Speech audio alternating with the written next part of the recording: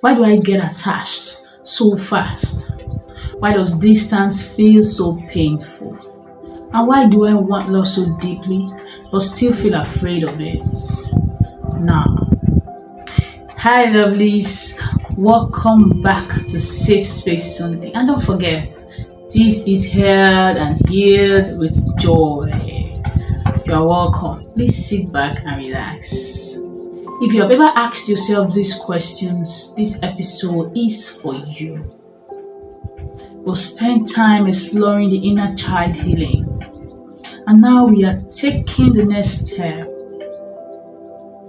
to understanding how those early emotional pain, emotional wounds, emotional experiences shaped us the way we are right now.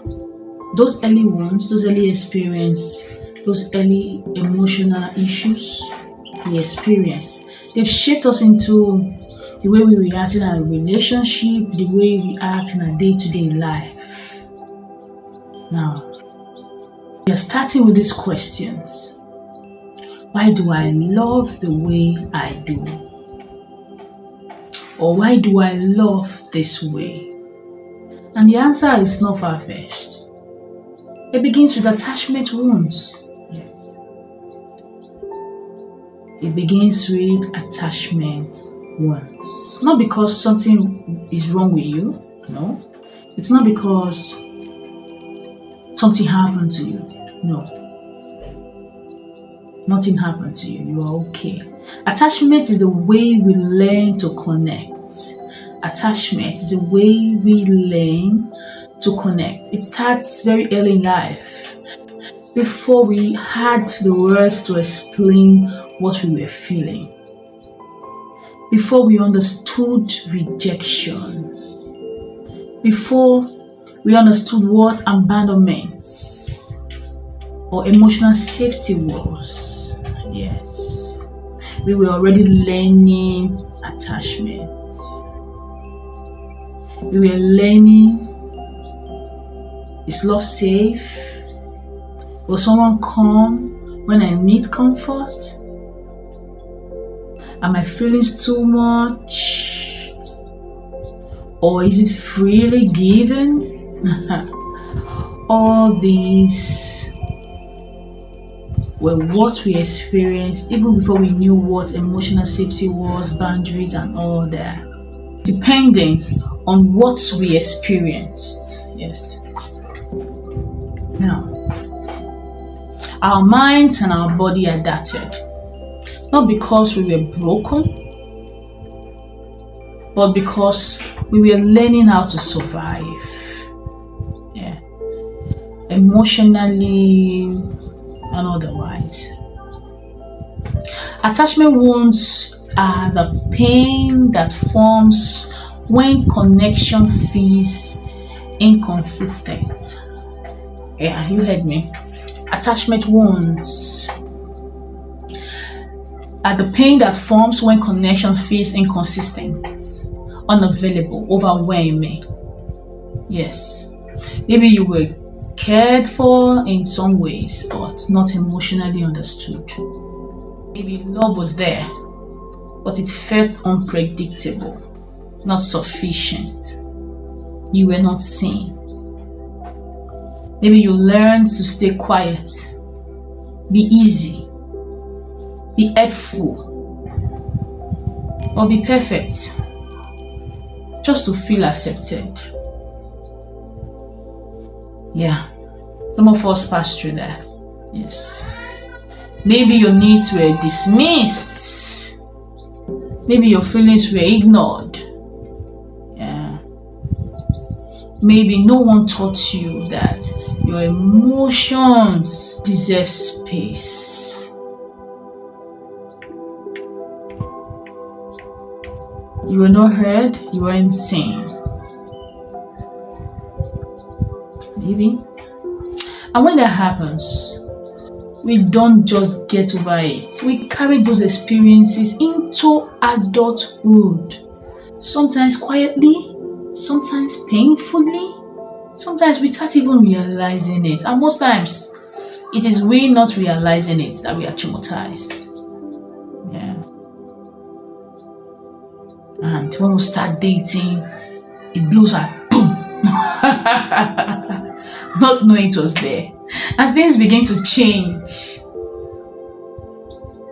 Yeah. Attachment wounds can show up in so many different ways. They can look like getting attached very quickly, overthinking text messages, overthinking calls, feeling panic when someone pulls away, and so on and so forth. It can also look like shutting down when things get too close, dismissive, avoidant. Yeah, when things are so close, when you're fond of someone, you want to end it, you want to close it. You want love, but when it comes, you can't take it. Yes, it can look like needing distance, avoiding vulnerability, wanting love but struggling to trust it when it finally arrives. And sometimes it's both. Wanting connection deeply, but fearing what it might cost you. Yes. Afraid that there's a price to pay for it. These patterns are often called attachment styles. I want to say this gently. These are not character flaws. No, they are not. These are protective responses. Ways your nervous system learns to cope with inconsistency, emotional abuses, emotional absence, or pain over time. So if you've been hard on yourself for how you love, how you respond in relationships, please hear this. Your patterns make sense, and you're not alone. You're not weird. You're not weird at all. You're not. If your heart learned to embrace disappointment, if your body learned to panic when someone became distant or overanalyze just to feel a little safer, that does not make you needy. No. That does not make you difficult. That does not make you too much. You are not the burden. And you are not alone. It may simply mean that love did not always feel steady. It wasn't consistent. That care did not always feel secure. That closeness did not always feel calm. You learn to protect yourself. That's what the nervous system will do. This is why awareness matters. Because when you understand your attachment wounds, you stop asking, what is wrong with me? Why do I feel the way I feel? Why do I love the way I love? Why do I give this much? Why do I react like this? Why am I overbearing over, all manner of questions? You stop asking those questions when you understand the kind of wounds you have or you carry. And you start asking, what happened to me? What did I learn about love? What am I still carrying? That shift changes everything. Because healing does not start with shame. Healing does not start with shame. It starts with compassion. It starts with being honest with yourself. Honesty is a must if you must heal. You must be sincere. Now, your reactions are not random. They are rooted. Yes, they are. And let me inform you. And when something has roots, it can be understood. Yes, it can begin to heal. Healing attachment wounds does not mean becoming perfect. No, it doesn't. It means becoming more and more aware, more honest about your triggers. Light has gone off. Now you become more aware of your triggers, more gentle with your pain, You understand why you feel the way you do. More willing to choose safety instead of survival patterns. Yes. It means learning that healthy love may feel unfamiliar at first. That peace is not the same thing as boredom. It means that connection does not always have to hurt. No. And yes, healing is possible. Of course it is.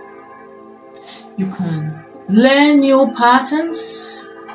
You can build emotional safety within yourself.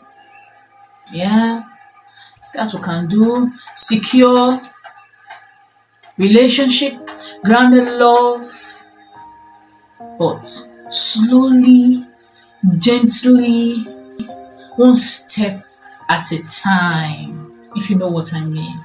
It has to be slowly, gently, one step at a time. Over the next few weeks, we are going deeper into this together. We'll talk about anxious attachments. We're going to talk about avoidance attachment and what it feels like to want to love and fear it at the same time.